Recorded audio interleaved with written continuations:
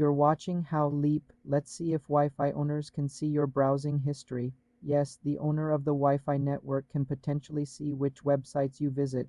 They can see the domain names like google.com, but not the specific pages if the site uses H. They cannot see your search queries on Google or what you do on secure apps like banking.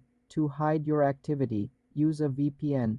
A VPN encrypts your traffic, so the Wi-Fi owner only sees encrypted data going to the VPN server. You're watching How Leap. Let's see if Wi-Fi owners can see your browsing history.